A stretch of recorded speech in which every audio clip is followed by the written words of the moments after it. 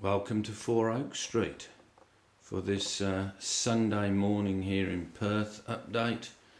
Weather is fine, was 3 degrees overnight I'm told, which a lot of people would find quite surprising for Australia.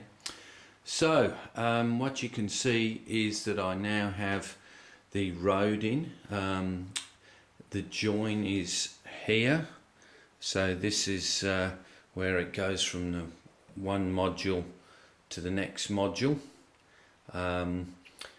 Just what I've done with the modules is looking at the size. In retrospect, I could have made them longer. So rather than have so many uprights, I could have actually had probably two joins maximum. But when I was building it, I was going for strength so it could be moved, and being like 2-tier and being N-gauge, you've got to make sure that the joints are pretty good. So this road is now in 3mm MDF. You can see it climbs up. Here we're going to have a gasworks. There's going to be a couple of these. I've built a Metcalf house. I've got 3 of these kits. They no longer make them, so I've been trawling the eBay. I managed to find a model shop here that had them. Not sure why those kits have been discontinued. If anybody knows, please let me know. So you can see we have the road now coming across the bridge. I've done a fair bit of work on the bridge, so I'll just give you a bit of a look at how that looks. So what I've actually done, you can see I've added some of these H sections to the bottom. I've also joined 2 pieces of card. The reason I've done 2 pieces is, as you can see, there's sort of slots in the side of these Pico girders, so I was able to slide into the top section of the card and then just put a second layer underneath for strength. So I've also added a bit of rust, probably gone a bit too heavy with that. There's still a little bit more to do, and obviously making it fit is quite key. Nothing's been bolted down yet.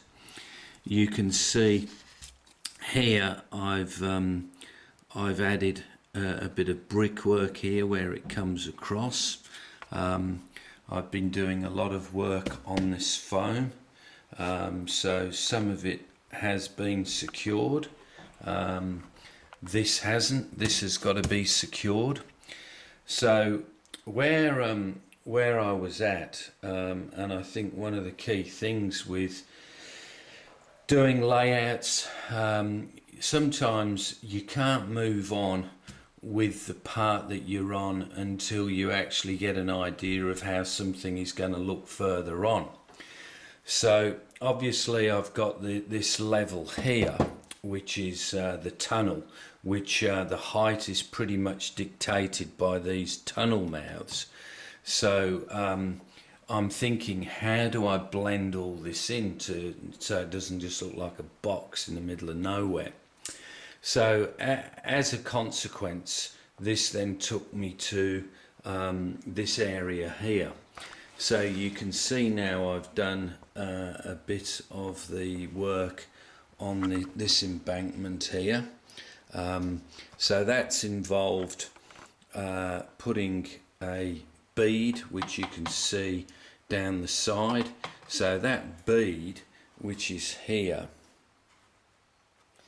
actually holds up the 6mm MDF, which is the finishing part of the fascia, I suppose. So you can see this area, whilst it doesn't look like a huge amount of work, we've actually got a joint here from this module, which runs across right into this corner here. And then we've also got a joint running right across this road, hence why this road has quite a long cut to it, I suppose. So these have all got to be painted, but now I've got this worked out, you might say, where the road bridge is. The next job will be to start to build this up, and one of the things that I have to do is work out the road up to the church. So potentially it could come from this area, or it could come from this area and wind up. It's going to be more of a country lane as such, with the idea that it'll have hedges either side. Excuse me about that, I just managed to kick something over. So I'll just take you round the other area, but as you can see, that corner is now starting to look like, I suppose, what I was aiming for, which is to have the railway cutting through the landscape. So I'll just come here. So here we have the road, the gasworks. There's going to be a second forgotten the name of these, but another one of those there. That house may not be there, could be over this side, but you can now see how this is going to look, this corner. So interestingly enough, I'll just show you what's under this section here. So you can see how I've managed to extend the tunnel mouths, and you can see the track going in here.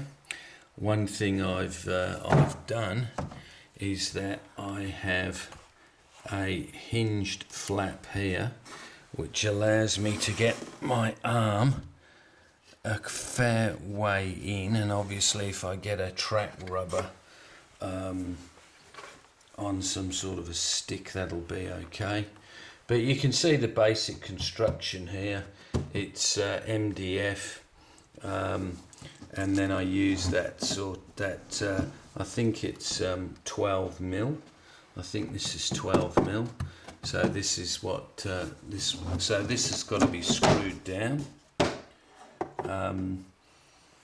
In fact, years ago, in a layout I had in a loft when I was about 14 that I built, I had a very large house spider that lived in the tunnel.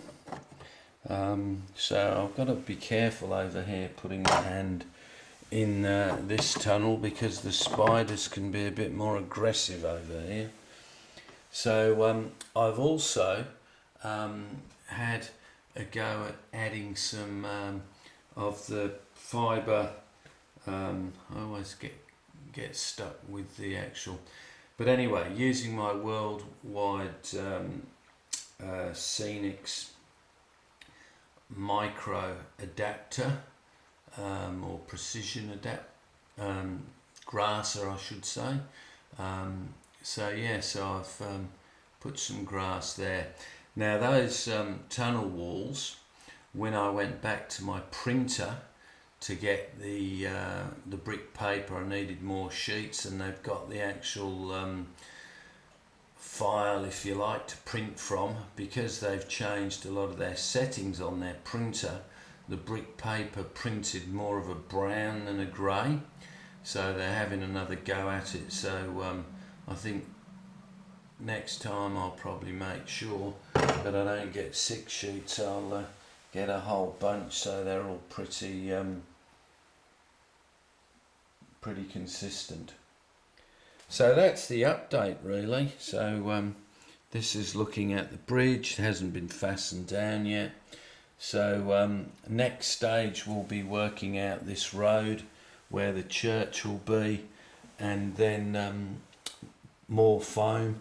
Once the foam's all installed, then paper mache, working out I suppose the house plots where they're going to be, and yeah, just going from there. So just want to mention some of the fantastic layouts and some of the building work that's been going on. So learning a lot from those, and thanks to anybody that comments, likes, subscribes and all that type of stuff. So that's the update, probably another couple of weeks, and we'll see how far we get then. Okay, cheers, bye.